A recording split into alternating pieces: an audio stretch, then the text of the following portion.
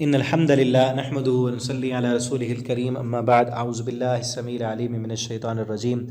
من همزه ونفخه ونفثه بسم الله الرحمن الرحيم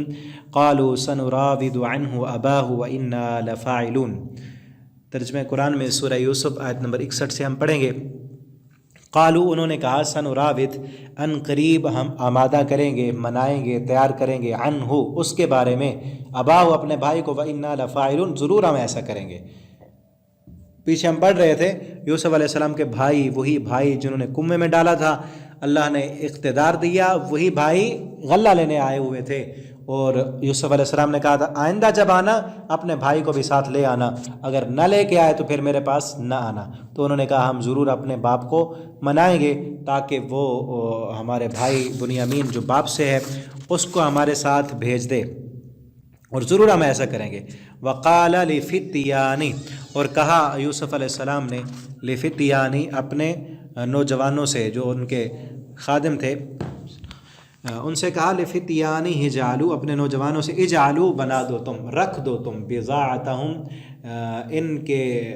جو سامان ہے، جو ان کا پیسہ ہے، جو ان کی پونجی ہے، جو پیسہ لے کر آئے تھے جس کے ساتھ انہوں نے غلہ خریدنا تھا، بضاعتہم ان کا سامان، ان کا پیسہ، فی رحالہم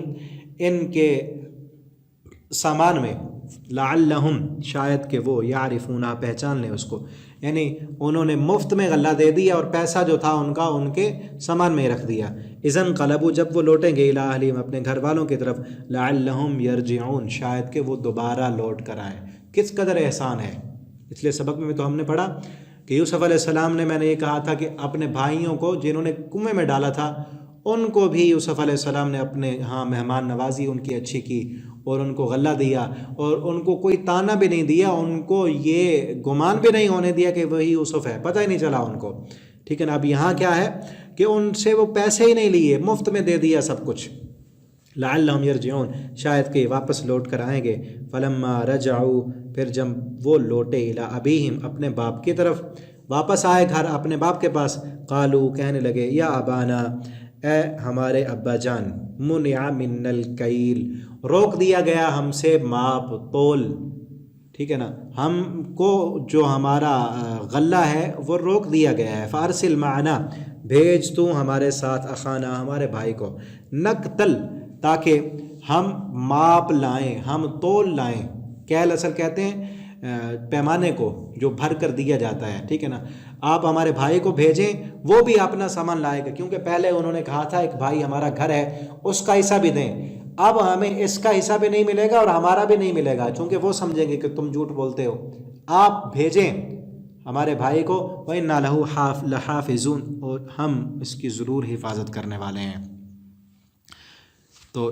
حضرت یعقوب علیہ السلام کو یاد آ گیا، قال هل آمنکم علیہ، کیا اب بھی میں تمہیں امین سمجھوں گا اس پر، الا کما امنتکم جس طرح جیسا کہ میں نے پہلے امین سمجھا تمہیں، علی اخی اس کے بھائی پر، من قبل اس سے پہلے میں تمہیں دیکھ چکا ہوں تم کس قدر امانت دار ہو۔ یوسف کے ساتھ کیا کیا تھا، وہ کدھر ہے،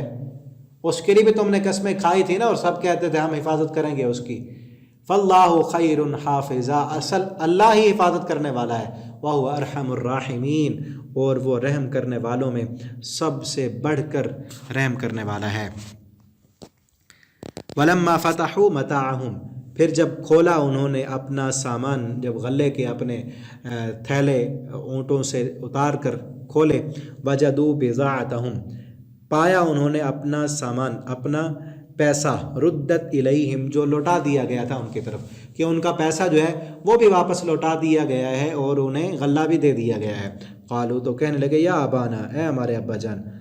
ما نبغی ہذہ